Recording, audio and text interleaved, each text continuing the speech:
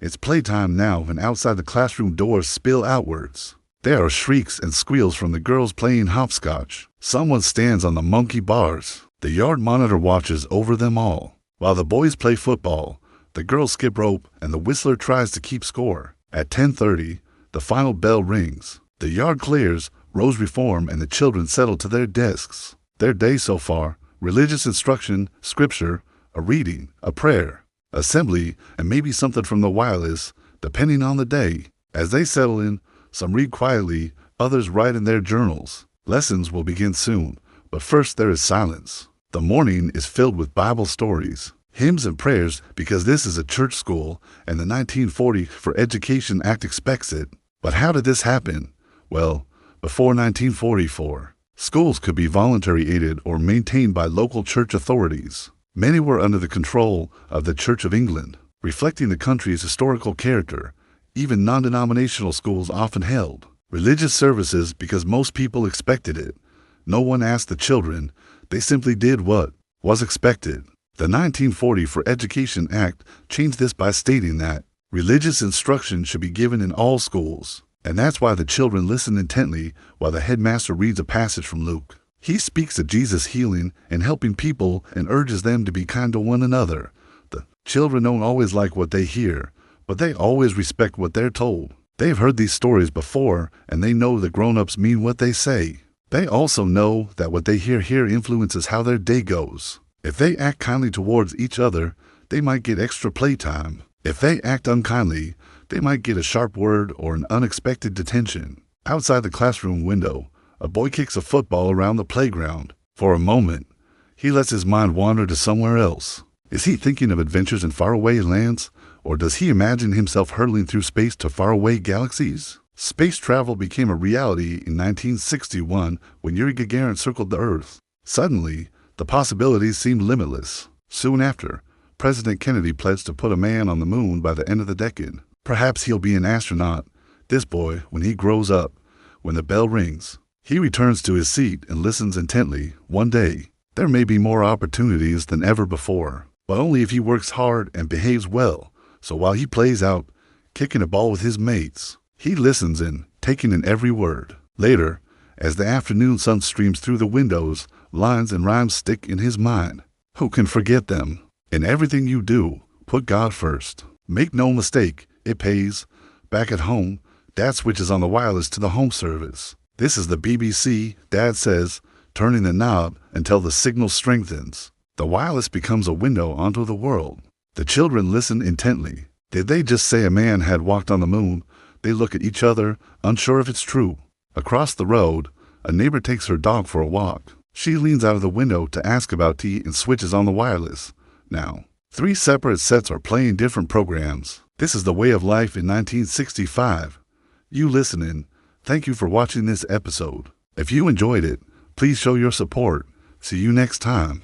Outside the school gates, 1965 Britain is changing fast.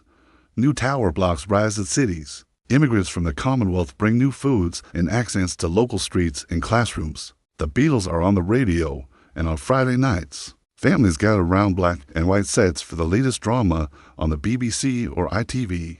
But the morning assembly remains steady, a shared ritual stitching the school to the country's larger story. On Remembrance Week, the hall falls silent. At harvest, baskets of apples and jars of jam decorate the stage.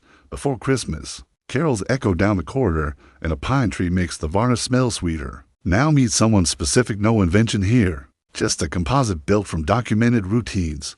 A Year 5 pupil in a Midlands town. He cycles to school without a helmet, not yet common, parks by the railings, and runs in before the second bell.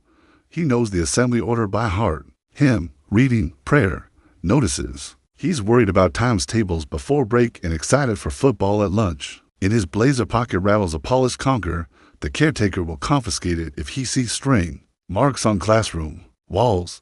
These details milk, hymns, prayer, notices, conkers are all recorded features of ordinary school life in mid-1960s Britain. Teachers, too, carry the unmistakable signs of the time. Some wear academic gowns on special occasions. Many enforce strict handwriting and silent reading. Yet you'll also find the music teacher who coaxes a scan from the back row. the head who tells a story about returning a lost glove, and the prefect who practices a scripture reading 3 times the night before. In 1965, the expectation is clear: turn up on time, see if you can, listen respectfully, do your best. The bell for lessons rings and the assembly dissolves in the purposeful noise, the scrape of benches, the shuffle of shoes, the quick dash for a dropped hymn book, and the day goes on. Arithmetic in pounds, shillings, pence, spelling lists in copper plate, nature study with pressed leaves, a blackboard problem solved with chalk that squeaks at the worst moment. At lunch, the dinner lady serves steaming plates, sometimes shepherd's pie, sometimes spam fritters or stew followed by rice, pudding or sponge with custard. In 1965, school dinners are hearty and plain. You finish what's on your plate. After the final bell, children pour into streets lined with red phone boxes and Routemaster buses in London. Past corner shops selling loose sweets in jars. Some head to the youth club, others to the record shop to thumb through singles. Our pupil cycles home, satchel bumping against his back wheel, a hymn still looping in his head. He doesn't call it mindfulness, but the morning's quiet minute will steady him when a spelling test goes badly tomorrow. Everything you've heard here reflects how school days truly ran in the UK in 1965. The legal requirement for daily collective worship under the 1940 for Education Act, the normalcy of hymn singing, and the Lord's Prayer, the presence of corporal punishment in many schools, free third-pint milk, pre-decimal lessons, harvest, and remembrance observances, and the social changes of the mid-60s framing it all. This isn't fantasy, it's the ordinary miracle of a real British year. Hi again, and thank you for staying with me to the end.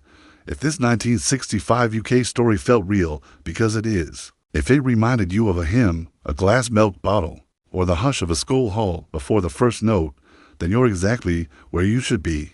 We have many more true stories just like this on our channel. Please subscribe, like, and share to support us, and do visit the channel and watch the other videos too. Your support keeps these memories alive for everyone. Thank you for watching.